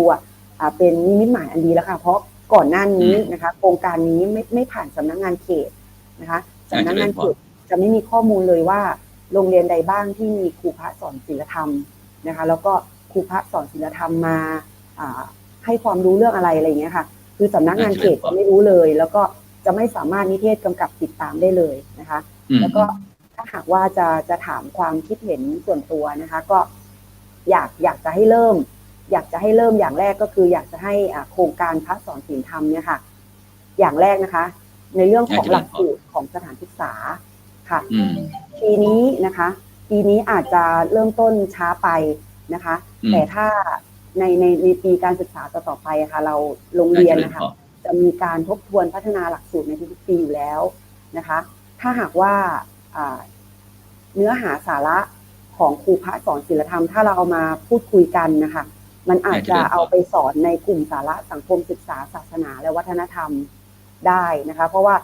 มันมีทั้งหมด5สาระเนาะแล้วสาระที่เกี่ยวข้องมากที่สุดก็คือสาระที่1เรื่องของศาสนาศีลธรรมแล้วก็จริยธรรมนะคะหรือแม้กระทั่งที่ท่านรองผู้อำนวยการโรงเรียนวัฒโนไทยบอกก็คือตอนนี้นะคะทางระดับมัธยมนะคะเขาบังคับให้มีหลักสูตรต้านทุจริตอย่างเงี้ยค่ะถ้าหากว่าทางครูพระสอนศีลธรรมเนี่ยค่ะกับโรงเรียนได้มาบูรณาการในเรื่องของหลักสูตรเนี้ยค่ะก็จะทำให้เวลาครูพระสอนศีลธรรมมาสอนนะคะก็จะเป็นเนื้อเดียวกันกับหลักสูตรสถานศึกษานะคะซึ่งมันก็จะเกี่ยวเนื่องกับการวัดผลประเมินผลก็เหมือนครูพระก็จะเป็นส่วนหนึ่งของครูในโรงเรียนเลยเนี่ยค่ะมีเนื้อหาสาระนะคะในการสอน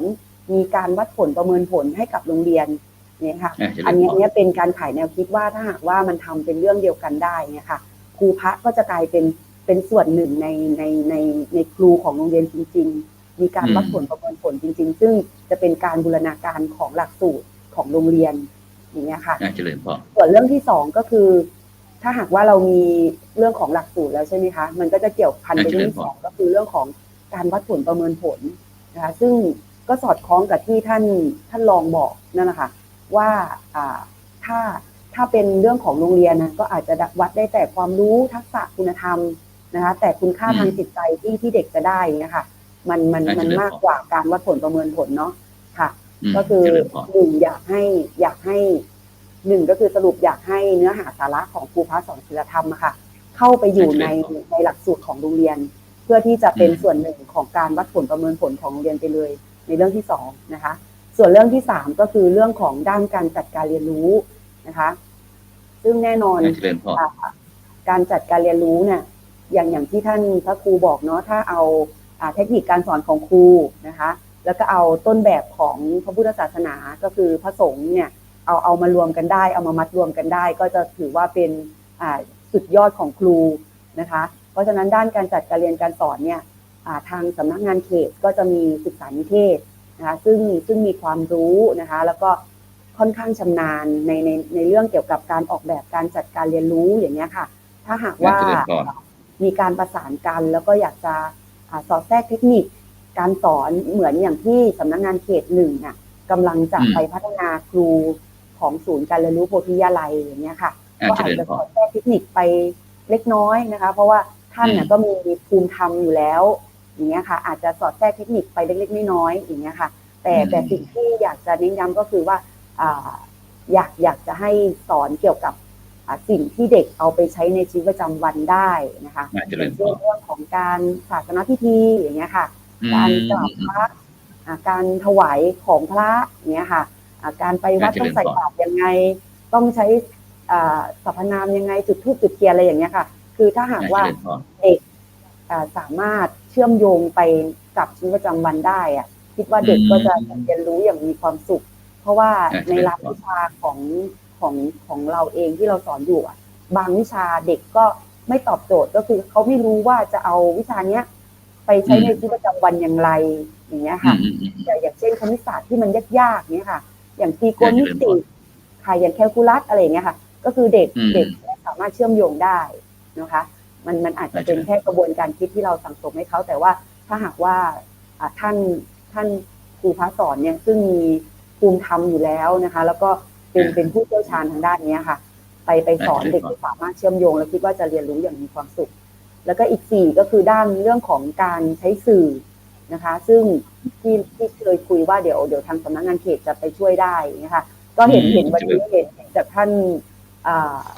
พระครูที่ได้เป็นเขาเรียกอะไรคะเหมือนดีเจผู้ดำเนินรายการนะคะก็เชื่อแน่ค่ะว่ามีพระส่วนใหญ่เลยที่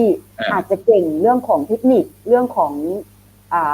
ICT เรื่องของเทคโนโลยีมากกว่าคุณครูบางท่านก็ได้นะคะเพราะฉะนั้นเนี่ยอยากจะเป็นเรื่องของการแลกเปลี่ยนเรียนรู้กันในเรื่องของการใช้สื่อนะคะแล้วก็อีกอย่างนึงก็คืออยาก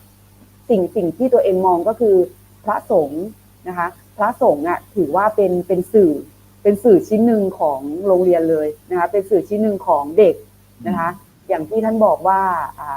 เวลาพระเข้าไปนะคะเด็กบางทีเด็กกำลังเล่นอยู่พอเห็นพระเนี่ยเด็กต้องสำรวมอย่างเงี้ยค่ะเพราะพระมีกิริยาสำรวมที่เป็นต้นแบบของเขาอย่างเงี้ยค่ะเพราะฉะนั้นเด็กบางทีสอนเท่าไหร่ก็ไม่จำแต่ถ้าเห็นต้นแบบที่ดีอย่างเงี้ยเด็กจะทำตามเนี่ยค่ะเพราะฉะนั้นถ้าเด็กได้สัมผัสกันกับพระเยอะๆเนี่ยค่ะก็จะถือว่าเป็นสิ่งที่ดีนะเพราะนั้นก็อยากจะฝาก4เรื่องก็คือ1เรื่องของการสอดแทรกในหลักสูตรของโรงเรียนนะคะต่อเรื่องของการวัดผลประเมินผลนะซึ่งมันจะพ่วงกันก็คือสอนแล้วไม่เสียเปล่าไม่เอาไปสอบเฉพาะนักทำตรีทำเอกทำโทเท่านั้นยังสามารถเอาไปใช้ในส่วนของการวัดผลประเมินของโรงเรียนได้ก็เหมือนบูรณาการได้หลายอย่างนะคะ3ก็คือเรื่องของการจัดการเรียนรู้นะคะซึ่งถ้าหากว่าสามารถเชื่อมโยงนะคะซึ่งก็คิดว่าต้องเชื่อมโยงอยู่แล้วล่ะแล้วก็เป็นวิชาที่เด็กน่าจะสนใจค่ะแล้วก็สุดท้ายก็คือเรื่องของสื่อนะคะซึ่งก็อยากค่ะสื่อการเรียนรู้นะคะก็ อย่างที่บอกก็คือสะท้อนคิดก็คือพระคือสื่อที่ดีที่สุดนะคะก็คือต้นแบบคุณธรรมที่ดีที่สุดนะคะอย่างยกตัวอย่างเนาะอย่างเช่นครูสวดมนต์นะคะกับพระสวดมนต์สำเนียงก็ไม่เหมือนกันนะคะอย่างท่านบอกนะคะความเจริญพรความศรัทธาที่เด็กจะเกิดเนี่ยค่ะมันก็แตกต่างกันค่ะก็อยากจะบอกว่าท่านมาถูกทางแล้วนะคะก็คือเริ่มจากปีนี้ก่อนค่ะในการที่จะเข้าไปในผู้นำการบริหารในระดับเขตพื้นที่การศึกษาเนี่ยค่ะให้เขาเห็นความสำคัญแล้วก็ยังไงซะปีหน้าเราก็ต้องแบบเหมือนมีการขยายผลปีนี้อาจเข้าเขต1นะปีหน้าอาจจะเข้าไปมัธยมก็ขึ้นไปอีกแค่ชั้นเดียวนะอาจารย์เจริญพรมัธยมก็อยู่เขตอยู่อยู่ชั้น5ที่สารกลางเช่นเดียวกันใช่ไหมใช่ค่ะก็ถ้าจะได้เดือนไปแล้วก็ให้ผู้บริหารระดับสูงเห็นความสำคัญนะคะเพราะว่ามันจะเป็นโครงการที่เกื้อหนุนกับโครงการที่โรงเรียนทำปกติอยู่แล้วสาธุประมาณนี้ค่ะสาธุขอบคุณโมรธนาท่านรองอัธยรัตน์ชาญศรีรองผู้อำนวยการจากสำนักงานเขตพื้นที่การศึกษาประถมศึกษาเชียงใหม่เขต1ที่ได้สะท้อนเกี่ยวกับบทบาทของเขตพื้นที่การศึกษาที่จะมีส่วนร่วมในการพัฒนาศักยภาพครูฉะนั้นเราจะไปที่ผู้บริโภคก็แล้วกันก็คือสถานศึกษาเราก็อยากจะเห็นอยากจะฟังจากท่านรองสุพจน์สุขแยงซึ่งถือว่าเป็นตัวแทนของสถานศึกษาก็แล้วกันว่าถ้าเราผลิตภาคนี้ทางโรงเรียนถือว่าจะมีความคาดหวังประสงค์อย่างไรเกี่ยวกับพระสอนศีลธรรมเราอยากจะให้พระทำอะไรไปที่โรงเรียนสถานศึกษานมัสการครับพระอาจารย์ขอเปลี่ยนเป็นผู้ได้รับเมตตาจากพระอาจารย์จากพระสอนศีลธรรมดีกว่าเนาะไม่อยากเป็นผู้บริโภคนะครับเนาะครับผมในส่วนของโรงเรียนนะครับเนาะก็คือในเรื่องของการที่เราอยากความคาดหวังนะครับคือเนื่องจากว่าในสภาพปัจจุบันนะครับเนาะคือนักเรียนของเราเป็นนักเรียนโตนะครับเพราะฉะนั้นในการโน้มน้าวนะครับหรือชักจูงให้เด็กเนี่ยเข้ามาเขาเรียกว่ามีความซาบซึ้งหรือว่ามีพฤติกรรมนะครับที่สนใจในพระพุทธศาสนาเนี่ยค่อนข้างที่จะ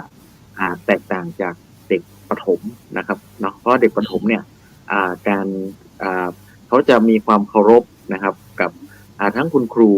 นะครับแล้วก็พระนะครับโดยที่เหตุผลของเขานะครับก็คืออาจจะไม่ซับซ้อนนะครับเท่ากับเด็กมัธยมนะฮะเด็กมัธยมเนี่ยนะครับการที่เด็กจะเคารพเนี่ยนะครับสิ่งหนึ่งที่เขาจะมองก็คือในเรื่องของเหตุผลนะครับเหตุผลที่ได้รับการสื่อสารนะครับเพราะฉะนั้นสิ่งหนึ่งเนี่ยที่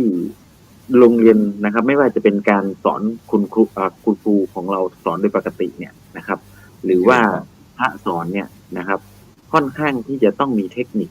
นะครับที่เหนือชั้นนะครับเพราะเราสังเกตจากครูในโรงเรียนเนี่ยนะครับ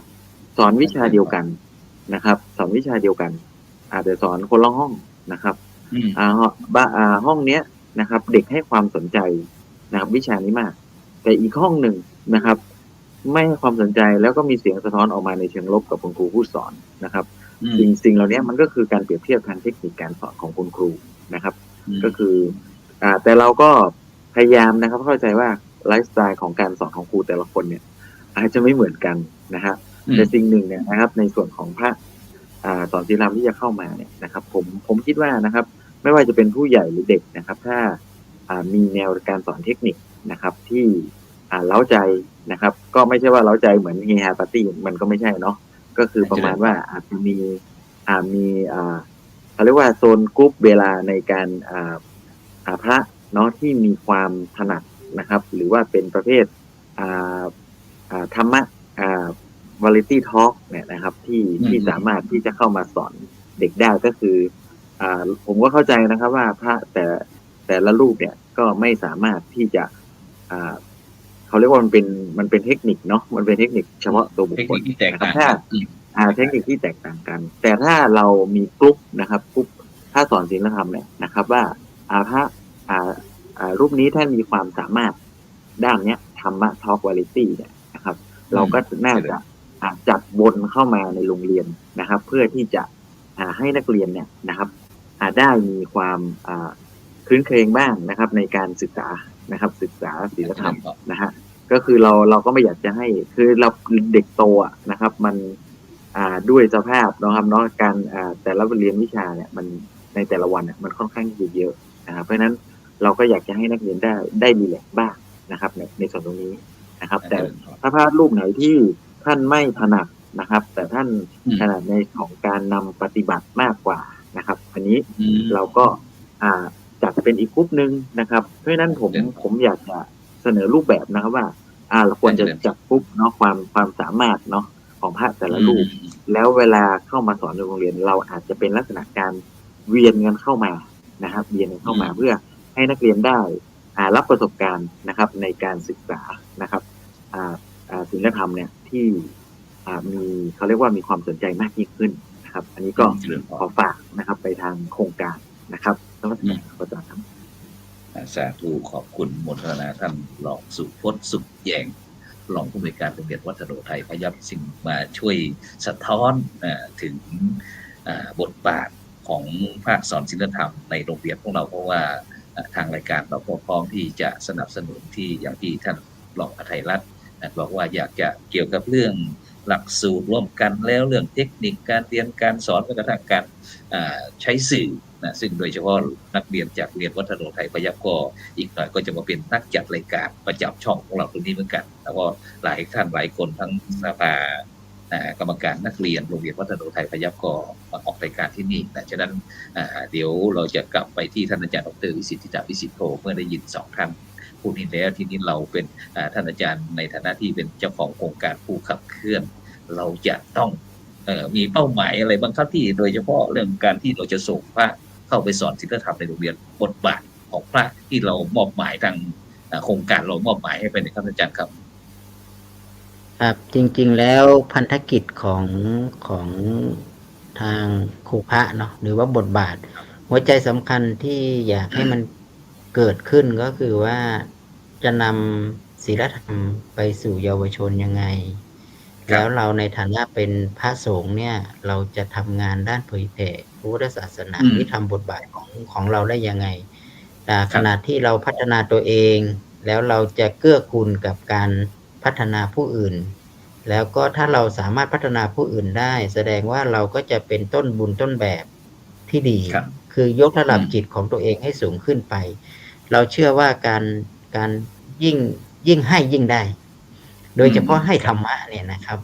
ให้ธรรมะให้เนี่ยมันเป็นยิ่งใหญ่เพราะว่าการทำบุญเนาะเราการให้ทานเนี่ยมันไม่ใช่พูดเพียงแค่เรื่องการแค่วัตถุหรือปัจจัยสี่แต่สิ่งที่เราให้ทานที่ดีที่สุดนั่นก็คือการให้ธรรมะเป็นทานใช่ไหมอันนั้นก็เป็นหนึ่งในอันหนึ่งในทานหนึ่งที่เราคิดว่าก่อนที่จะไปถึงภาวนาเนี่ย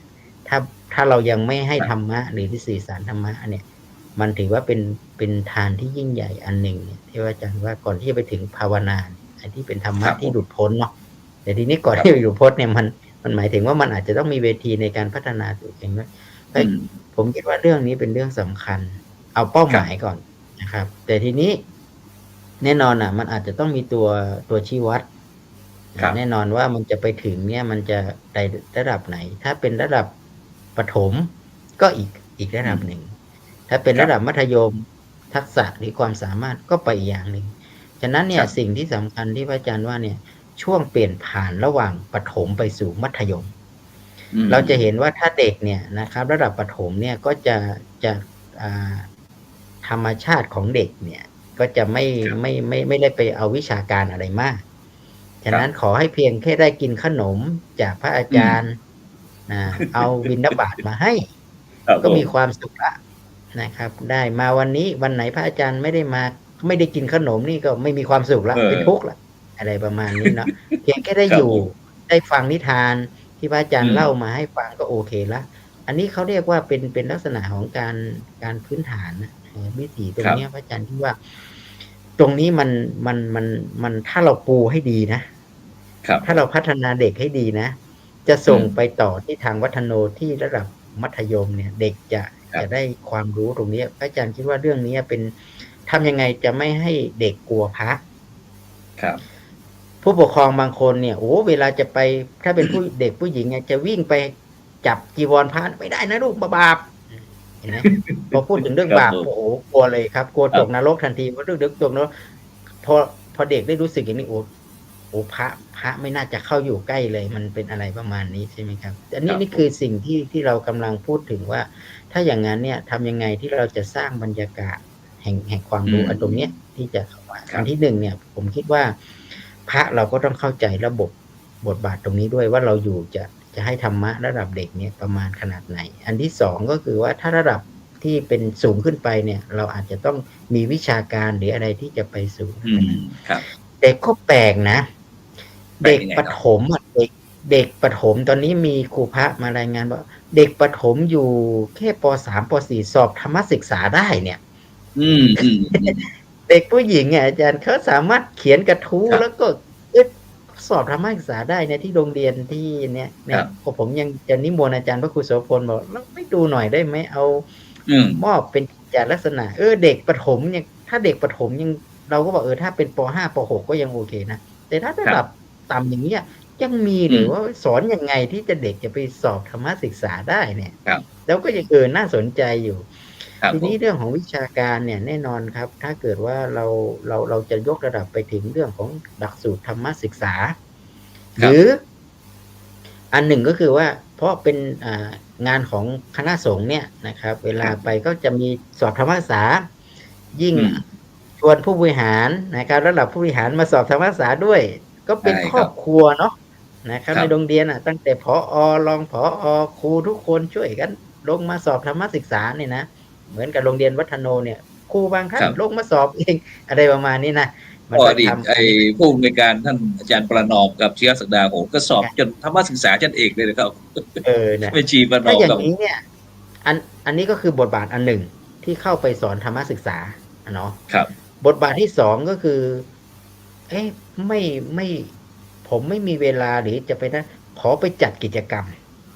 ไปจัดกิจกรรมเช่นสาธารณพิธีหรือไปทำเรื่องของกิจกรรมที่ว่าไว้เนี่ยนะครับกิจกรรมทุกวันศุกร์หรือวันอะไรที่มีกิจกรรมเนี่ยก็ไปทำนี่ไปบรรยายทำไปอบรมทักษะอบรมคุณธรรมจริยธรรมเรื่องศีลเรื่องสมาธิเรื่องปัญญาก็ว่ากันไปนี่นะครับหรือดักทำข้อไหนก็อันนี้ก็อีกไปทำกิจกรรมนี้บทบาทนี้นะครับหรือจะไปทำให้เป็นโรงเรียนวิถีพุทธก็เป็นบทบาทของทางครูพระสอนที่ธรรมนี่แหละจะไปทำเรื่องนี้ก็ได้หรือจะไปสอนตามกลุ่มสาระที่ไปคุยกับคุณครูแล้วก็มีแผนการสอนแต่ทั้งหมดนี้ถามว่าต้องมีแผนการสอนไม่ต้องมีแผนการสอนไม่ว่าเราจะจัดกิจกรรมก็ดีไม่ว่าจะถอนธรรมศาสตร์ต้องมีทำโครงการต้องมีแผนกิจกรรมอยู่แล้วฉะนั้นเนี่ยทั้ง4เรื่องนี้ครับคือบทบาทท่านไปคุยเลยแต่ผมจะทำทั้ง4เรื่องเลยพระอาจารย์ก็ยิ่งดีเลยนะครับก็ยิ่งดีเลยนะจะทำทั้ง4ก็ได้เลยนะครับแล้วแต่ว่าแต่ทั้งนี้ทั้งนั้นพระอาจารย์ก็ยังพูดถึงว่าระดับเด็กมันอาจจะไม่ได้ทั้งหมดเด็กอย่างเทศประถมอย่างเงี้ยจะป .1 ถึงป .3 จะไปสอนธรรมศึกษาเงี้ยมันก็ยังไม่ได้ละอันนี้ก็ตัดไปมันก็คงจะไปเด่นแค่ว่าจะทำยังไงจะให้เด็กไม่นิ่งๆไม่เครียดนะครับเรียนเรามีความสุขเงี้ยเนาะดังนั้นก็ไปฝึกสมาธิแก้วน้ำโดยเอาแก้วไว้วางหัวแล้วนั่งหลับตานะผมก็ไม่รู้ผมก็พยายามมันกลัวแก้วจะตกใส่หัวตัวเองก็นั่งเนี่ยนะครับก็ฝึกไปทำกิจกรรมไปใครชนะก็ได้ขนมไปแจกพระใครเป็นสิริมงคลอย่างเงี้ยมันจะทำให้รู้สึกพระไม่ได้อยู่ที่ไกลได้อยู่ที่ใกล้ตัวเรานี่แหละที่ไหนพระที่สุดนะครับกลับไปก็พระอรหันต์ก็อยู่ที่บ้านนะลูกก็สอนธรรมะอะไรให้เด็กไปนี่ก็แล้วแต่ทีนี้ถ้าเกิดว่าระดับแบบทางวัฒโนนี่อาจจะเอาหลักสูตรนี้ไปใช้ได้ใช่ไหมครับธรรมศึกษาจะได้จัดโครงการได้ทำกิจกรรมอะไรที่มันมากกว่านี้ได้แล้วก็อาจจะสอนในกลุ่มสาระนะครับไปเพิ่มรายวิชากิจกรรมตรงนั้นให้มันมีการ สอนในชั้นเรียนได้อะไรประมาณนี้ก็แล้วแต่นะอาจารย์พระครูโสพลเราก็ให้กรอบไว้อย่างเนี้ยบทบาททั้งสี่ด้านเนี่ยจะไปทำยังไงก็ได้ แต่ไปทำแล้วต้องไปให้ผู้บริหารได้รับรู้นะ ว่าได้ทำจริงได้ไปปฏิบัติงานจริงนะครับ เราก็จะมีหลักฐานมีอะไรต่างๆที่นั่นมาก็ส่งมาให้เราก็มี ครับผมครับ ก็ประมาณนี้ครับอาจารย์ครูครับบทบาทของท่าน ครับสาธุครับนี่ก็เป็นบทบาทที่ท่านอาจารย์ดร.วิสิทธิราวิสิทโธได้ตั้งกรอบไว้ว่าพระสอนศีลธรรมของเราจะไปทำอะไรที่โรงเรียนแล้วก็ได้รับการสนับสนุนจากสำนักงานเขตพื้นที่การศึกษานะซึ่งก็จะมีการท่านอาจารย์บอกว่าจะให้ทางเขตพื้นที่การศึกษาของเราได้ช่วยประเมินพระเราด้วยเนี่ยอย่างนี้เป็นต้นนะครับฉะนั้นเราจะไปที่ท่านรองหาไทยรัฐว่าในฐานะที่อยู่วงการศึกษามีเขตพื้นที่การศึกษาจังหวัดอื่นเขาโทรบ้างไหมพระมาโน่นมานี่รู้สึกว่ามันยุ่งเสียเหลือเกินพระเชียงใหม่เนี่ยเขตอื่นมีไหมจังหวัดอื่นมีไหมอะไรอย่างเงี้ยทั่วประเทศไทยท่านรองหาไทยรัฐถามแบบสบายๆเนี่ยเปิดนี่แหละว่ามีใครโทรสอบถามไหมเราก็เลยบอกว่าเนี่ยพระเชียงใหม่ปัญหาเยอะจังเดี๋ยวจะเอาโน่นเดี๋ยวจะเอานี่มีบ้างไหมในเขตพื้นที่การศึกษาของประเทศไทยเราเนี่ยอันนี้หมายถึงกรณีพระสอนศีลธรรมใช่ไหมคะเจริญพรถ้าเป็นเรื่องของพระสอนศีลธรรมค่ะทุกโรงเรียนอยากมีนะคะอยากได้พระสอนศีลธรรมอย่างเมื่อล่าสุดนะคะโทรคุยกับน้องที่อยู่สุโขทัยนะคะก็เขาสอบได้รองผู้อำนวยการโรงเรียนเนาะแล้วก็ตอนนี้เขาก็ค่ะเขาก็ย้ายไปอยู่มัธยมค่ะเราก็บอกว่าโรงเรียนผมไม่เห็นมีเลยอะไรอย่างเงี้ยค่ะก็คือทุกโรงเรียนนะคะอยากจะได้พระสอนศีลธรรมแล้วก็อย่างที่บอกว่าที่เราทำ MOU กันในวันนั้นนะคะแล้วก็เป็นโอกาสอันดีที่30-31เนี่ยเราจะมีการสำรวจใช่ไหมคะว่าครูพระสอนศีลธรรมมีครบไหมอย่างเงี้ยค่ะอันนี้ก็อยากจะฝากว่าทุกโรงเรียนมีความยินดีค่ะแล้วก็เต็มใจที่ครูพระจะไปสอนส่วนที่โทรมาก็คือจะโทรมาถามว่าทำไมโรงเรียนเขาไม่มีบ้างอย่างเงี้ยค่ะเพราะว่าในเชียงใหม่เขตหนึ่งก็มีไม่ครบไม่ครบทั้ง84โรงเรียนเนี่ยค่ะที่31ถ้าหากว่าได้ข้อมูลสถิติอย่างเงี้ยค่ะก็อาจจะอยากขอความอนุเคราะห์ขอความเมตตาจากครูเนี่ยค่ะช่วยจัดสรรครูพระไปให้ครบทุกโรงเรียนเนี่ยค่ะจะได้มีจะได้มีช่องทางในการเขาเรียกอะไรคะทำนุบำรุงพระพุทธศาสนาเท่ากันถือว่าเป็นโอกาสถือว่าเป็นบุญของเชียงใหม่เขตหนึ่งอย่างเงี้ยค่ะแล้วส่วนของการนิเทศติดตามนะคะถ้าหากว่ามีการร่วมกันวางแผนเพราะว่าศึกษานิเทศนะคะก็จะมีศึกษานิเทศที่รับผิดชอบเรื่องของคุณธรรมจริยธรรมอยู่แล้วนะคะแล้วก็มีโครงการในการออกนิเทศติดตามโครงการต่างๆอยู่แล้วเกี่ยวกับคุณธรรมเนี้ยค่ะก็จะสามารถผนวกไปกับการนิเทศในครั้งนั้นได้เลยนะคะเพราะฉะนั้นสิ่งที่จะบอกก็คือว่าทุกโรงเรียนมีความยินดีนะคะส่วนโรงเรียนที่มีปัญหาก็คือโรงเรียนที่ไม่มีครูพระค่ะก็อยากฝากให้มีครูพระครบทุกโรงเรียนนะคะสาธุฉะนั้นก็ผู้อำนวยการผู้บริหารโรงเรียนทุกโรงเรียนในจังหวัดเชียงใหม่ก็ประสานมาที่เขตพื้นที่การศึกษาทั้งระดับประถมแล้วก็มัธยมเดี๋ยวก็เขตพื้นที่การศึกษาก็จะติดต่อประสานงานไปที่ผู้ช่วยศาสตราจารย์ดร.วิสิทธิวิสิทโธซึ่งเราก็จะพยายามทำให้จังหวัดเชียงใหม่ของเราเป็นต้นแบบจังหวัดอื่นภาคอื่นอาจจะไม่เหมือนเราที่อาจารย์พยายามจะถามว่ามีใครบ้างไหมที่มาบวชให้ฟังว่าเนี่ยพระหรือว่ายังไงอย่างนี้นะซึ่งก็ท่านรองก็บอกว่าส่วนมากก็จะไม่ค่อยมีฉะนั้นก็เชียงใหม่ของเราต้องไวกว่าจังหวัดอื่นฉะนั้นเราก็จะเหลือเวลาอีกประมาณ2 นาทีก็อยากจะให้ท่านสุพจน์สุขแยงเพราะว่าวันที่21มีกิจกรรมอะไรที่โรงเรียนวัฒโนไทยพายัพช่วยประชาสัมพันธ์หน่อยเจริญพรเปิดไมค์แป๊บนึงนมัสการพระคุณเจ้านะครับในวันที่21เนี่ยนะครับแล้วก็แต่ตามปฏิทินนะครับก็คือวันที่22ใช่ไหมครับมันเป็นวันวิสาขบูชานะครับแต่โรงเรียนเราจะจัดกิจกรรมก่อนวันที่22ก็วันที่21นะครับก็คือเป็นกิจกรรมแรกก็คือเป็นการทำบุญตักบาตรนะครับซึ่งปกติเนี่ยนะครับเราจะนิมนต์นะครับพระนะครับเข้ามารับบิณฑบาตนะครับในโรงเรียนทุกวันศุกร์ นะครับแต่ครั้งนี้ก็คือเลื่อนปรับมาเป็นก่อนวันวิสานะครับเพื่อปลูกฝังกับนักเรียนนะครับในตรงนี้นะครับแล้วก็อีกส่วนหนึ่งก็คือเป็นการบูรณาการร่วมกับวันวิสาก็คือวันต้นไม้นะครับเราก็ได้มีการนะครับตอนนี้ทางโรงเรียนก็ได้ไปขอต้นไม้นะครับมา 3,000 กว่าต้นนะครับซึ่งจะนำมามอบให้กับนักเรียนนะครับก็คือเป็นการปลูกต้นไม้ในวันวิสาขะนะครับก็คือวันที่วันหยุดของนักเรียนนะครับวันที่22เนี่ยนะครับนอกจากจะให้นักเรียนไปทำบุญแล้วก็จะให้นักเรียนปลูกต้นไม้นะครับคนละต้นนะครับซึ่งส่วนนี้ก็จะเป็นการบูรณาการในกิจกรรมการเรียนการสอนนะครับในกิจกรรมพัฒนาผู้เรียนในเรื่องของ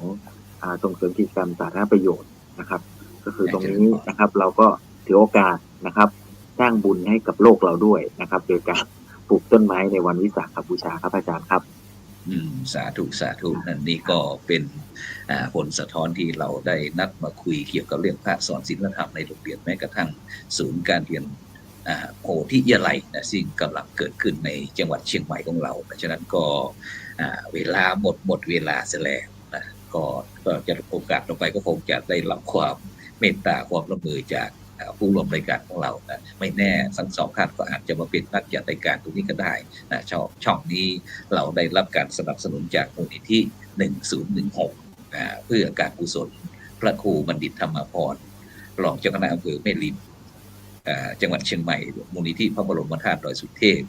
มูลนิธิโพธิยาลัยมหาวิทยาลัยจุฬาภรณราชวิทยาลัยวิเทศเชียงใหม่มูลนิธิวัดพระสิงห์วรมหาวิหารก็เพื่อที่จะให้พวกเราได้ใช้เทคโนโลยีอะไรต่างๆที่มาช่วยกันสร้างเสริมสังคมไทยเราให้เป็นสังคมที่มีความสุขแบบยั่งยืนนะครับฉะนั้นขอบคุณอนุโมทนาท่านพระอาจารย์ดร.วิสิทธิตาวิสิทธิโธผู้อำนวยการฝ่ายสนับสนุนฝ่ายวิชาการมหาวิทยาลัยมหาจุฬาภรณราชวิทยาลัยเขตเชียงใหม่ท่านรองมหาไทยรัฐชาญศรีรองผู้อำนวยการสำนักงานเขตพื้นที่การศึกษาประถมศึกษาเชียงใหม่เขต 1พร้อมทั้งท่านรองสุพจน์สุขแยงรองผู้อำนวยการโรงเรียนวัฒโนไทยปายัพอำเภอเมืองจังหวัดเชียงใหม่ที่เป็นตัวแทนสถานศึกษาได้สะท้อนถึงเกี่ยวกับเรื่องการเรียนการศึกษาที่เราจะเป็นการลงทุนให้บรรดาบุคลากรของประเทศไทยเราได้รับการศึกษาที่มีความพร้อมไม่ว่าจะเป็นทั้งบ้านทั้งวัดทั้งราชการทั้งโรงเรียนเรามาร่วมด้วยช่วยกันเพื่อที่จะทำให้บุคลากรของประเทศชาติเราให้เป็นบุคลากรที่มีคุณภาพแล้วก็จะง่ายต่อการพัฒนาประเทศชาตินะครับฉะนั้นขอบคุณอนุโมทนากับทุกท่านที่รับฟังทั้ง YouTube ทั้ง Facebook ทั้งสถานียุคคลื่นสีขาว8จังหวัดภาคเหนือนะครับก็ติดตามเราพรุ่งนี้เราก็จะพบกันอีกนะครับฉะนั้นก่อนในค่ำคืนนี้ก็หลับฝันดีนะครับมีเงินใช้ไร้โลคาพยาธิครับไม่เจ็บไม่จนร่ำรวยทุกคนสำหรับในค่ำคืนนี้ก็กล่าวคำว่าสาธุ